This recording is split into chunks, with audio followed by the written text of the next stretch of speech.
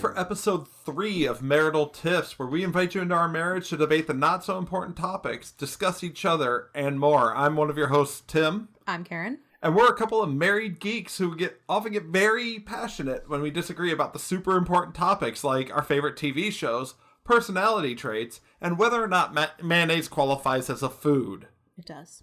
And tonight, we are talking part 2 of the husband tag, now going to be the wife tag. Mm-hmm. If you tuned into our second episode, we went through about 15 or so questions where it was really just a quiz on how well I knew my wife.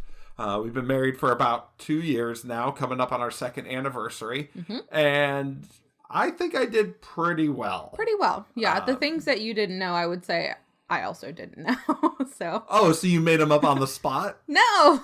Or you didn't know them about me? No, of course. I know everything about you, as we're about to see. We're about to find out. I'm sure. So this is part 2, where Karen will be on the hot seat to see how well she knows her husband, myself. Let's start with, what is my favorite type of sandwich? Favorite type of sandwich? I feel like you eat a sandwich almost every day. I really do.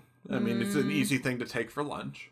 I think a roast beef and Swiss type of thing, even if that, like, if you even have Swiss on there, but like if we're talking a sandwich you make at home, it's gonna be probably like a roast beef, plain, nothing on it, that kind of thing. But if you I eat my sandwiches mostly just meat and bread. Just dry, nasty. But if you were to order it at, like, I don't know, a restaurant or something, it'd probably be like roast beef, Swiss, maybe mushroom, maybe onion, maybe tomato. I will say, if we're talking about sandwiches strictly in the context of 2 slices of bread and whatever in between, yeah, you're fairly accurate. But to me, a sub qualifies as a sandwich. Okay, so and a meatball sub, it would be more of my favorite sandwich. Fine.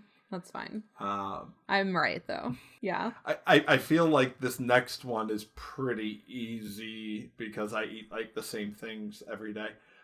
If I could eat one thing every day, what would it be? Right now it would be wings. Yeah, I've been on a wings kick a lot lately, and there's no logical reason We had wings for dinner. But I would have said white cheddar popcorn. Well, am I wrong, though? Like, no. It does change for you, you know? No, that's true. Wings... I've had wings. I had wings last night and tonight, and I still want wings. I don't know why I've just been on a wings kick lately. Maybe it's because I associate it with sports, and we're lacking sports right now, and I just want some more. But I've been wanting wings a lot lately, and I've had them a lot lately. I'm also a big proponent of adult chicken nuggets, right? Meaning boneless wings are better than bone-in. What is my eye color? Blue. Obviously you can't see, but I ducked behind the microphone just so that she could just look me in the eye and answer the question. It's obviously blue. Mine is blue too, so easy to remember. What is something I do that you wish I wouldn't? Only one thing? Just kidding. Just one thing. One thing you do that I wish you wouldn't is you like to be early to everything. And in some instances, obviously that's a really good thing, like for job interviews and whatever else may be. But for things like parties, you know, you love to be like 15 minutes early. And I just can't jive with that. Like, I'm not down with showing up to someone's house or like a gathering early. Like, what if they're not ready for us? What if no one else is there? Like, no, I would just rather you didn't. See, what most people don't realize is I was in the Army, and there's a saying, you know, if you're on time, you're late. Okay. So that probably is what drives a lot of that. Is I just don't like to be sitting down to an event as soon as or while it's starting. I like to be in my seat and ready to go. I like to have time to, you know, use the bathroom and get snacks, or, you know, I like time to mingle and, you know, interact with people. So let me just clarify, for certain things, like I said before, job interviews, for work, for like a movie at a movie theater, that kind of thing, I'm totally down for being there early, and I think it's probably better to do that. But like for it's a purely social gathering. Like, why do we need to be there 15 minutes early? Why? Especially at places where I don't know anyone. And if you tuned into part 1 of this, you know that I already kind of went into like, I really hate being left alone when I don't know anybody there. So, and that's kind of the same thing. Like especially if you're showing up to like someone's house or something like that, like for me, if I'm expecting people to come over, a lot of times I'm not ready if they were to show up 15 minutes early, and I'd be a little bit upset. Like, I'd be like, I told you 2, come at 2, not 1:45. Well, in fairness, how many like house parties do we go to? Fair, but a lot of times, even if we're going to see my family or your family or who, like, you still do that. And so there have been some times when like we've been invited somewhere and we get there and I'm just like, can we just chill in the car for like a couple minutes? Like, I'm not comfortable going in this early. So if you ever invite us over for a party and you see us just sitting in the car, that's probably why. We're just killing time until my wife is ready to go in. There's a reason it's called fashionably late. All right. The next question's another easy one with a bit of a complex answer. What is my heritage and where am I from?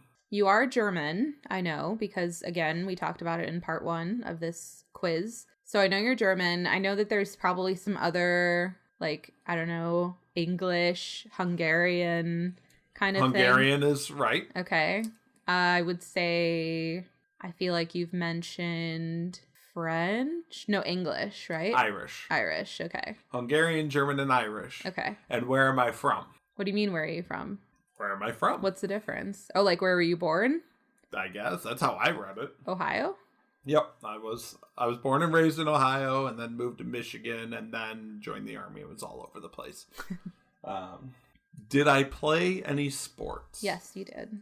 You played baseball, I know. Yes. I feel like basketball? I did play a year or 2 of basketball. I don't think you ever played soccer. I actually did for 2 years. Well, I played 2 years of soccer in 4th and 5th grade, I believe.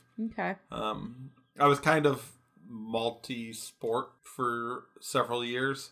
I guess, what do you define as a sport? Because I know you played, like, cornhole and stuff. I don't feel like that. I wouldn't really count that as a sport, but I did take 3 years of karate as well. Okay. I knew that, too. And I did play, I want to say in, like, when I was like 6 or 7, I played like a year of football. Well, so I did play pretty much the 4 major. Well, I didn't play hockey. So I wasn't wrong. It was just an incomplete answer. That's fair. That's fair. If you baked me a cake, what kind would I like? Chocolate. Yeah, that's an easy one. That's very easy. I don't like, cheesecake. I don't like strawberry flavored things. I feel like you'd get down with like a lemon cake potentially, but I'm always going to default to chocolate. The more chocolate in my life, the better. Yeah, it'd be like chocolate cake, chocolate icing. Yeah, yep, with chocolate syrup on top or something. Probably some like M&M's as decoration on top, which I think is what I baked you for your last birthday. I'm fairly certain that is a fact. What is one unique talent that I have? One unique talent? Well, it's certainly not hanging pictures. It's a throwback to episode 1 there. Karen's really loving the throwbacks tonight. A unique talent is probably, maybe it's just unique to me, but being able to tell where a sound is coming from.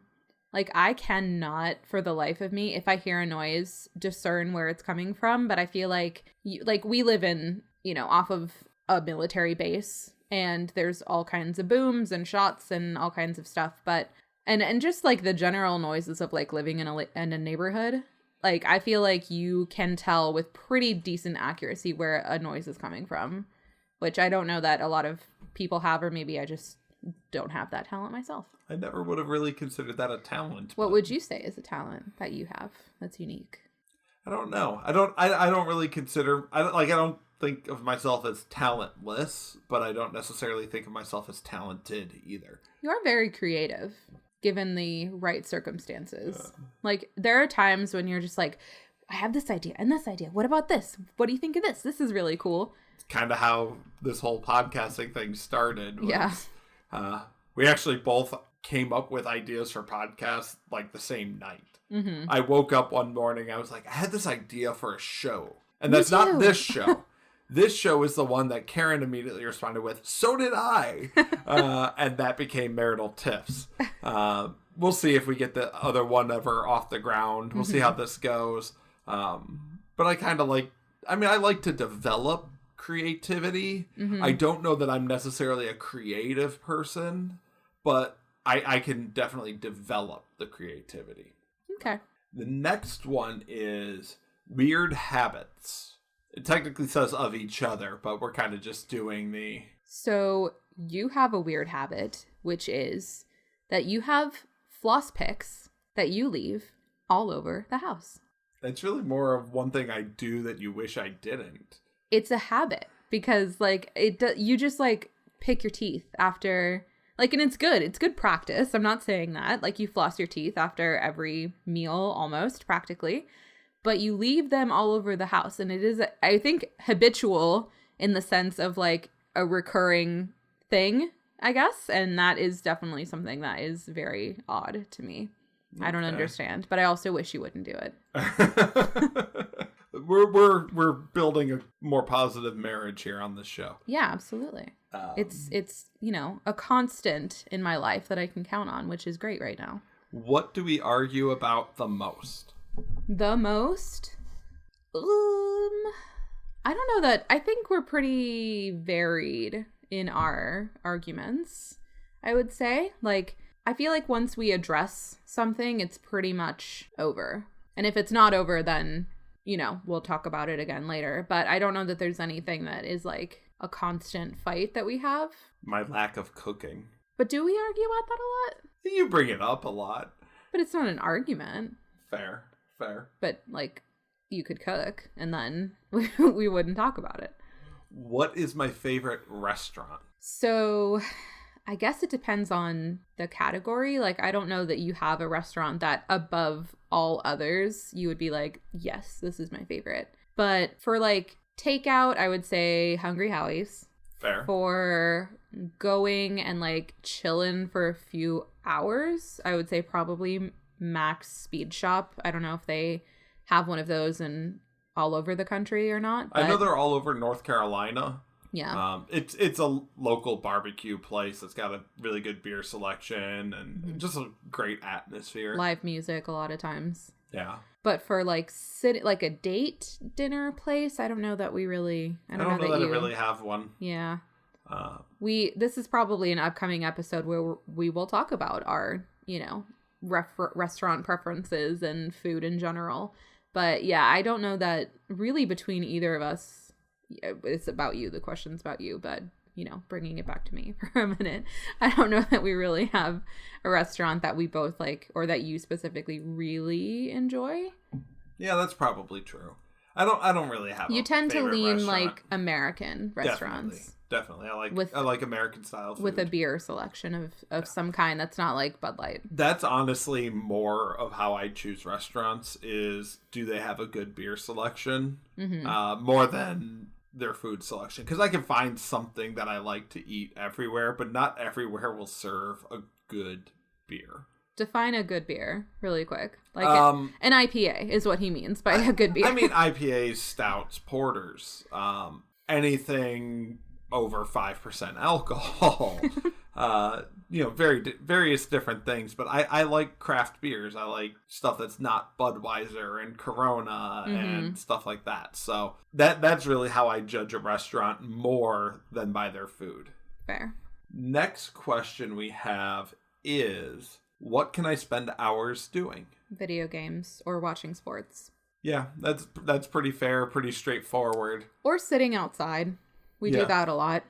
I do enjoy sitting out on our patio or back porch and just relaxing and just being quiet. Usually looking at my phone, but just chilling out there for hours. / it's not necessarily relevant right now, but being out in a environment like that, we have a local place called Dirtbag Ales, which is a brewery that has a really great outdoor venue, like lots of things going on. They have like axe throwing a lot of the times. People bring their dogs. There's sometimes live music or trivia or things like that. And I feel like you could spend hours and hours and hours just like, you know, nursing beers and having a good time out there. So that's a few things. All right, we got 2 questions left.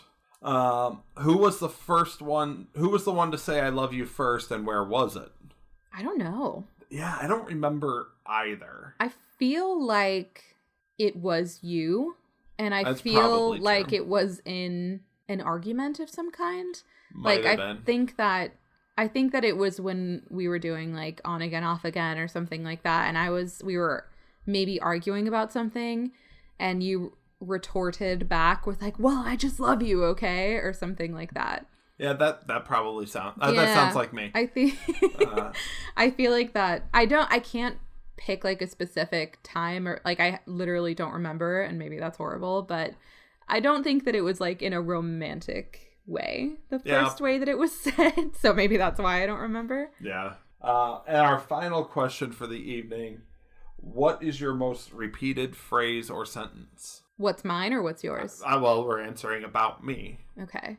I don't even know, other than I love you, but I don't want to count that. Oh. That's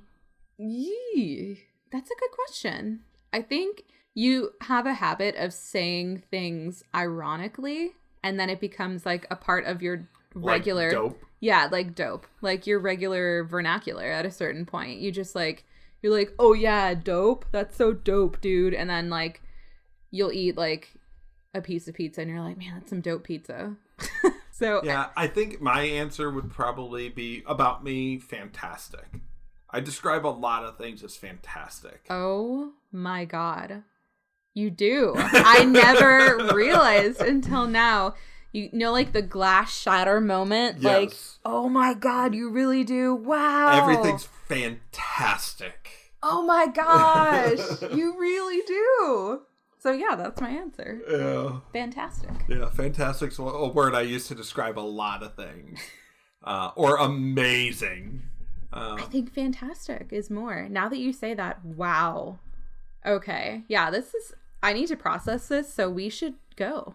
2 years into the marriage, 5 years into our relationship, and she's still learning things about me. Hey, that's what happens. How you keep it fresh, I guess. But that'll bring this episode of Marital Tiffs to a close. Be sure to follow us on all social media at Marital Tiffs, MARITALTIFFS, all one word, on Facebook, Twitter, and Instagram. You can also email us at maritaltiffs@gmail.com. Subscribe on your favorite podcast app and leave us a review and rating. And thank you for listening, and we'll talk to you next time. It's been fantastic.